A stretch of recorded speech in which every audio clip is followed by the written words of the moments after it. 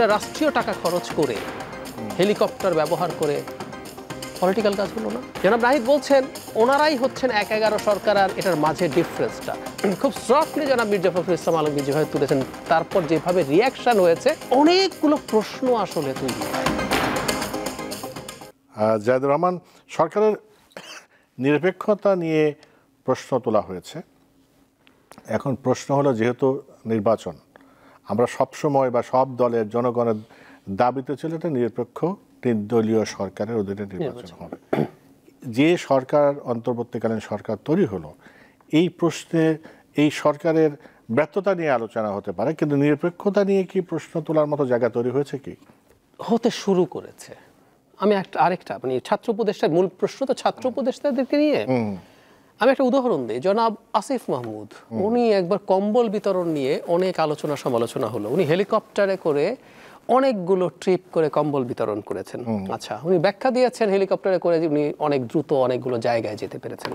আচ্ছা, আমরা যদি এই প্রশ্ন করি, ওনাকে কম্বল বিতরণ উদ্বোধন কেন করতে হবে?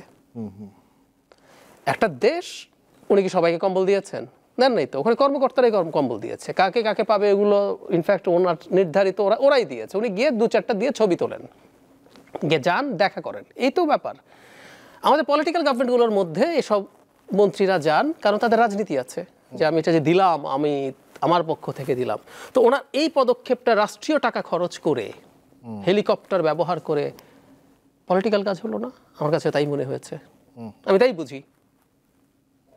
তো এইরকম ভাবে আরো আগেও উদাহরণ দিলাম, আপনি এমন সব কাজ করবেন, এমন কতগুলো কাজ করবেন যেগুলোতে খুব ক্লিয়ারলি মনে হবে যে আপনি আসলে রাজনৈতিক দল যেটা তৈরি হতে যাচ্ছে তার সাথে অ্যালাইন্ড।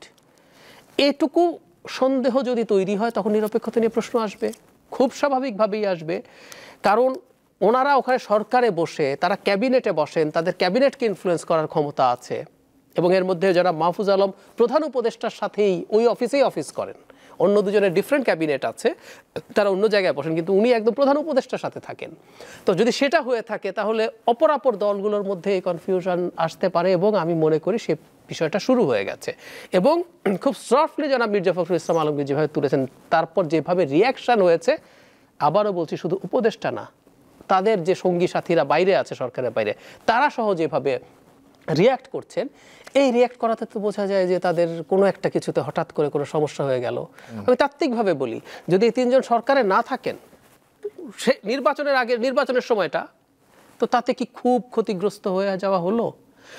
ধরলাম নির্বাচনের যে আমাদের তফসিল ঘোষণা করা হবে, সেই সময় 2 মাস 2.5 মাস বা একটু বেশি করে 3 মাস ওনারা থাকলেন না, ধরে নিলাম। তো 3 মাস যদি শেষ 3 মাস ওনারা ক্ষমতায় না থাকেন একটা ভালো পরিবেশ সৃষ্টির জন্য, কি সমস্যা তাতে? জনাব নাহিদ বলছেন ওনারাই হচ্ছেন ১/১১ সরকার, আর এটার মাঝে ডিফারেন্সটা। তো বাকিদেরকে যদি সরিয়ে দেয়, তাহলে কি বাকিরা যারা থাকবে ওনারা ১/১১-র মতো সরকার? যদি তাই হয়ে থাকে, ওনারা 3 জন ওনাদের সাথে সরকারে থাকছেন কিভাবে? মানে অনেকগুলো প্রশ্ন আসলে তৈরি হয়, এবং তাদের রিয়াকশনটাই আসলে এক ধরনের আশঙ্কা আরও বাড়াচ্ছে। মানে মির্জা ফখরুল ইসলাম আলমগীর যে বক্তব্য দিয়েছেন, তাদের প্রতিক্রিয়া আসলে ওনার এই বক্তব্যকে আমি মনে করি যে লেজিটিমাইজ করেছে, লজিক্যালাইজ করেছে, মনে হয় যে উনি তো যৌক্তিক কথাই বলেছেন। সো এই সন্দেহটা আছে, এবং সামনে এটা আরও অনেক কথা হবে। এবং আমি একটা জিনিস পছন্দ করি, অবশ্য কথাটা আগেই উঠে গেল। নির্বাচনের আগে আগে হলে দেখতেন যে মানে আমাদের নির্বাচন চলে আসছে, কেউ এখন আমাদের এটা উঠলো, তারা প্রতিক্রিয়া দেখালেন, এদিক থেকে হবে, বলতে বলতে কথাবার্তা কিছু ঝগড়াঝাটি করে আমরা একটা জায়গায় সম্ভবত আসতে পারবো, সেটা অন্তত আমাদের মুক্তি পেতে হবে। কারণ এবারকার নির্বাচন নিয়ে কোনো প্রশ্ন ওঠা আমরা কোনোভাবেই অ্যাফোর্ড করতে পারি না।